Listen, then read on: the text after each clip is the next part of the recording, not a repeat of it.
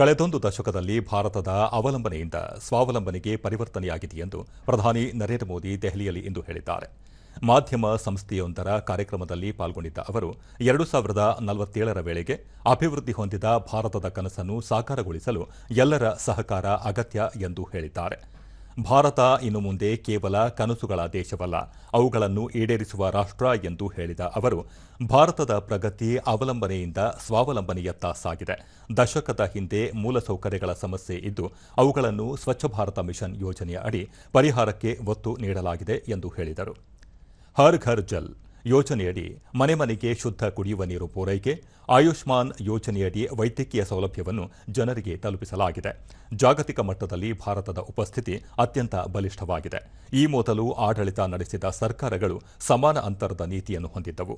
ನಾವು ಅಧಿಕಾರಕ್ಕೆ ಬಂದ ನಂತರ ಅದನ್ನು ಬದಲಾಯಿಸಿದ್ದೇವೆ. ಈಗ ಇಡೀ ಜಗತ್ತಿನ ದೃಷ್ಟಿ ಈಗ ಭಾರತದ ಮೇಲೆ ಇದೆ.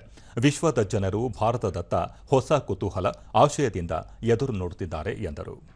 ಕಳೆದ 7-8 ವರ್ಷಗಳ ಹಿಂದೆ ಭಾರತ ಜಗತ್ತಿನ 11ನೇ ಆರ್ಥಿಕತೆಯಾಗಿತ್ತು. ಈಗ ಅದು 5ನೇ ಅತಿದೊಡ್ಡ ಆರ್ಥಿಕತೆಯಾಗಿ ಹೊರಹೊಮ್ಮಿದ್ದು, ಕಳೆದ 10 ವರ್ಷಗಳಲ್ಲಿ ಜಿಡಿಪಿ ದ್ವಿಗುಣಗೊಂಡಿದೆ ಎಂದು ಹೇಳಿದರು.